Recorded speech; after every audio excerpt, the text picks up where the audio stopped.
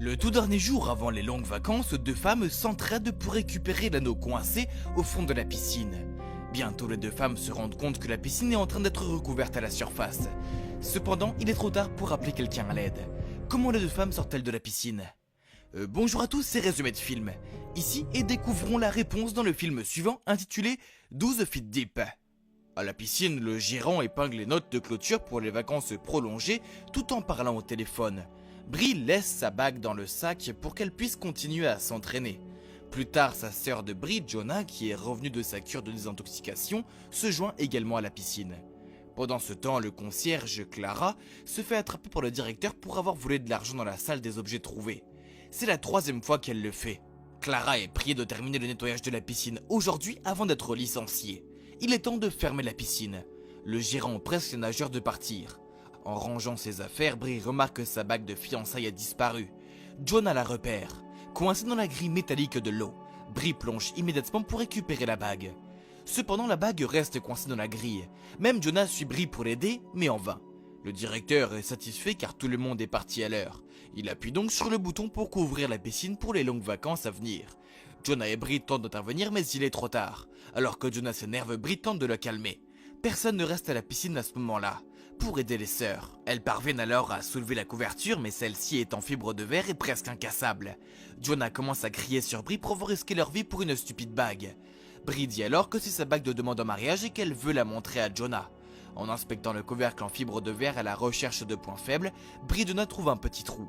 Il est si petit que même une main ne peut pas le percer. À ce moment-là, Jonah avoue qu'elle est jalouse de la vie de Brie pendant sa cure de désintoxication. Brie a une vie parfaite et un mariage à venir alors que Jonah se débat en cure de désintoxication. Jonah doit faire face seul à ses problèmes après des années passées dans le centre. Brie apprend que Jonah voulait jeter du hareng plus tôt. Les deux se disputent peu après. Brie décide de retourner seule sur le ring. Elle parvient finalement à la sortir de la grille métallique. Plus tard, les sœurs conviennent de ne plus se battre et essayent plutôt de chercher de l'aide. Brie suggère de soulever la grille mais Jonah a raison. Elle est trop lourde pour être ouverte. Le temps passe jusqu'à la fin de la journée. Les lumières automatiques de la piscine s'éteignent. David, le fiancé de Brie, continue d'appeler mais son téléphone est maintenant dans son sac. Jonah reproche à David d'appeler des heures durant mais de ne pas essayer de les chercher. Jonah n'a aucune confiance en David depuis le début. Les sœurs se disputent à nouveau au sujet de David. Peu de temps après, Brie a violemment mal à la tête. Brie révèle qu'on lui a diagnostiqué un diabète il y a 3 ans. Sa glycémie diminue rapidement. Si elle ne prend pas régulièrement son injection d'insuline, elle va tomber dans un coma diabétique. Malheureusement, l'injection d'insuline est maintenant dans son sac à main. Jonah est choqué, mais elle assure à Brie qu'elle fera la piqûre dès que possible. Les deux femmes parviennent alors à élargir le trou avec un morceau de plastique trouvé dans la piscine. Lorsque Jonah demande des nouvelles de la famille pendant son absence, Brie s'ouvre sur son père, qui était un alcoolique et un drogué agressif. Brie avait l'intention de mettre le feu à la maison qui a causé sa mort. Soudain, les deux femmes entendent la porte s'ouvrir. C'est Clara, la concierge, qui s'apprête à partir. Clara est surprise qu'il y ait deux femmes coincées dans la piscine. Réalisant que le système de caméra est activé, Clara entre dans la salle de contrôle et l'éteint. Elle prend le sac de Brie, emporte son argent, son smartphone et sa carte de crédit, laissant croire au sort qu'elle va les aider. Clara demande ensuite aux filles le code PIN du téléphone. Jonah empêche Brie de le faire alors qu'elle commence à s'interroger sur l'attitude étrange de Clara. Clara révèle son passé en prison, les difficultés qu'elle rencontre aujourd'hui avec ses enfants et les factures mensuelles. Alors que les sœurs s'attardent, Clara a éteint le chauffage. Brie doit faire un compromis avec Clara en lui donnant le code PIN, dans l'espoir d'obtenir son aide.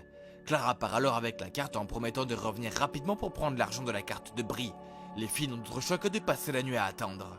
Alors que Brie s'affaiblit, Jonah plonge au fond de la grille métallique. Épuisé par le froid, Jonah ne peut pas affronter la grille seule.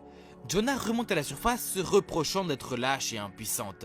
Les sœurs s'enlacent pour se réchauffer.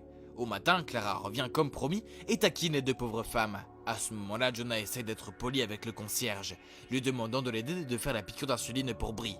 Furieuse car il n'y a que 80 $ à la carte bleue de Brie, Clara menace les sœurs de les laisser mourir dans la piscine pour leur stupidité. Un instant plus tard, Jonah décide de punir Clara pour sa cruauté et pour ne pas avoir tenu ses promesses. Jonah fait semblant de pleurer et demande à Clara de s'approcher du trou sur la couverture de la piscine. Alors que Clara place son oreille contre le trou, Jonah lui plante soudainement l'oreille avec le plastique tranchant. Clara hurle de douleur. Clara se précipite pour voir la gravité de la blessure et arrête le saignement de son oreille.